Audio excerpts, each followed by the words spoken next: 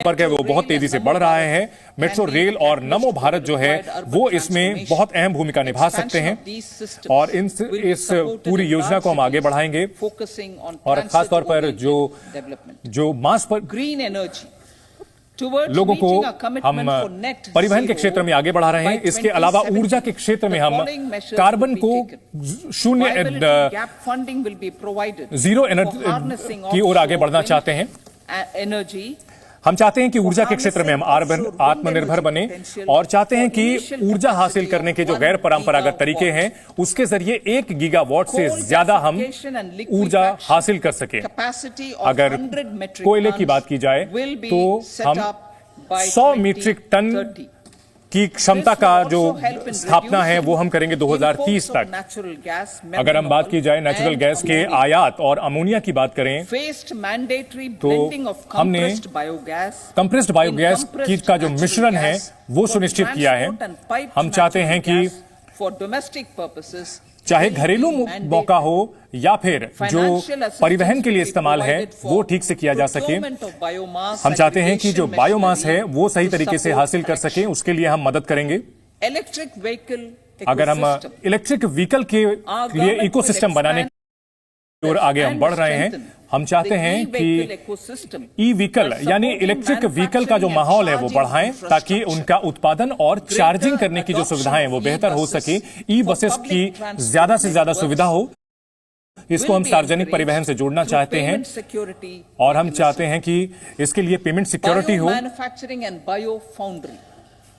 For promoting green growth, हम चाहते हैं कि हरित तरीके से विकास करें और इसके लिए हमने बायो मैन्युफैक्चरिंग और बायो फाउंड्री की स्थापना करेंगे और इसके जरिए जो पर्यावरण की हित में जो कदम है वो हम उठा सकेंगे। बायोडिग्रेडेबल पॉलीमर की स्थापना हो सकेगी जो कि जैविक तरीके से खुद ब खुद नष्ट हो जाएगा और बायोप्लास्टिक और इससे जुड़े हुए दूसरे उत्पाद बन सकेंगे। ये जो योजना है इससे निश्चित तौर पर आज के दौर में जो लोग उत्पादों का इस्तेमाल कर रहे हैं इसमें क्रांतिकारी बदलाव आएगा, बिल्कुल ही नए नियम आ जाएंगे। हम ब्लू अर्थव्यवस्था 2.0 की ओर आगे बढ़ रहे हैं। हम एक स्कीम लाना चाहते हैं। हम चाहते हैं कि जो तटीय क्षेत्र हैं वो तरक्की करें।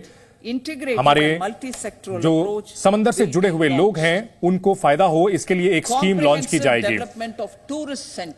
जो भी पर्यटन केंद्र हैं उनका विस्तृत विकास हो सके ये सुनिश्चित करेंगे। G20 का की हमने अध्यक्षता बहुत सही तरीके से की और इसकी 60 जगह यहां पर अध्यक्षता की गई और इससे जो विविधता थी ये पूरी दुनिया के सामने भारत की विविधता आई और भारत के जो आकर्षक क्षेत्र हैं वो दुनिया की नजर में आए और इससे पर्यटन को फायदा होगा। हमारा जो मध्यम वर्ग है और हमारा जो मिडिल क्लास है, हमारा जो मध्यम वर्ग है वो खूब घूमना चाहता है और हम जो इसके साथ साथ धार्मिक पर्यटन को भी जोड़ना चाहते हैं क्योंकि इसमें बहुत ही विकास की संभावनाएं हैं जिससे स्थानीय स्तर पर उद्यमों को फायदा मिलेगा। जो राज्य हैं उनको हम प्रोत्साहित करेंगे।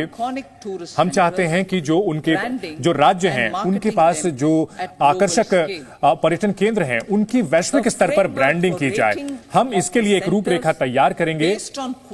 हम चाहेंगे कि जो उच्च गुणवत्ता वाले जो सेवाएं हैं वो लोगों को उपलब्ध कराई जा सके। पर्यटन के क्षेत्र में अपार संभावनाएं हैं और ऐसे में उन्हें दीर्घकालिक जो कर्ज है वो भी हम उपलब्ध कराना चाहते हैं जो भी पर्यटन के क्षेत्र में आगे बढ़ना चाहते हैं। और हम अगर अपने घरेलू पर्यटन की बात की जाए तो माननीय स्पीकर महोदय, हम बताना चाहेंगे कि जो हमारे बंदरगाह हैं उनके साथ संपर्क बढ़ाना चाहते हैं और साथ ही साथ जो हमारा पर्यटन का जो इंफ्रास्ट्रक्चर है, आधारभूत ढांचा है उसको बढ़ाना चाहते हैं। इसमें हम लक्षद्वीप जो हमारे तटीय क्षेत्र हैं जैसे लक्षद्वीप उनको भी हम जोड़ना चाहते हैं। इससे हमें रोजगार के मौके बढ़ाने में भी मदद मिलेगी, हम निवेश भी बढ़ाने में हमें फायदा मिलेगा। अगर हम FDI की बात की जाए इसमें बड़े पैमाने पर बढ़ा है और एक स्वर्णिम क्षेत्र शुरू हुआ है FDI में और 2005 से 14 तक में ये उतना अच्छा नहीं था, लेकिन हम इसको और आगे बढ़ाना चाहते हैं और हम चाहते हैं कि जो द्विपक्षीय समझौते हैं हमारे विदेशी सहयोगियों के साथ हम ये FDI चाहते हैं is कि first एफडीआई का developed मतलब India. फॉरेन डेवलपमेंट ही नहीं, first development Reforms in India the भी है। states for विकसित हम चाहते भारत। हैं कि विकसित भारत के लिए Many growth राज्यों का and भी development राज्यों में भी enabling सुधार किया reforms जाए। are हम ये needed चाहते हैं in कि the states कई for कदम उठाए realizing जाएं the राज्यों में, vision ताकि of जो हमारी विकसित सोच है भारत। विकसित भारत की उसको सही तरीके से अमल में लाया जा सके। 75,000 75,000 करोड़ रुपए का हम आवंटन करेंगे। 50 साल का ऋण मुक्त कर्ज होगा, ताकि जो उन चुनौतियों को हासिल करना चाहते हैं, जो भी राज्य सरकारें इसमें आगे बढ़ना चाहती हैं, उनको हम ये फायदा देंगे। अगर सामाजिक बदलाव की बात करें तो हम एक उच्च स्तरीय कमेटी का गठन करेंगे, ताकि जो चुनौतियां हमारे सामने आ रही हैं, जो तेजी से बढ़ती आबादी की जो चुनौतियां हैं और जो जनसंख्यिकी बदलाव हो रहा है, यानी डेमोग्राफिक चेंज हो रहा है, उसको निपटने के लिए कमेटी बनाएंगे। हमारी जो कमेटी है वो व्यापक तरीके से इन चुनौतियों का सामना कर पाएगी, ताकि हम विकसित भारत के लक्ष्य को हासिल कर सकें। अमृतकाल को कर्तव्य काल के तौर पर हमारी सरकार इस बात को लेकर समर्पित है कि अर्थव्यवस्था आगे बढ़े, तेजी से विकास हो, और साथ ही साथ जो लोगों के लिए अपनी संभावनाओं को अच्छे तरीके से अमल में ला सकें, उनका इस्तेमाल कर सकें, उनकी आकांक्षाओं को पूरा कर सकें। हमारे देश के गणतंत्र के 75वें साल में हमने ये, प्रधानमंत्री ने कहा था कि हम राष्ट्रीय विकास के लिए समर्पित हैं।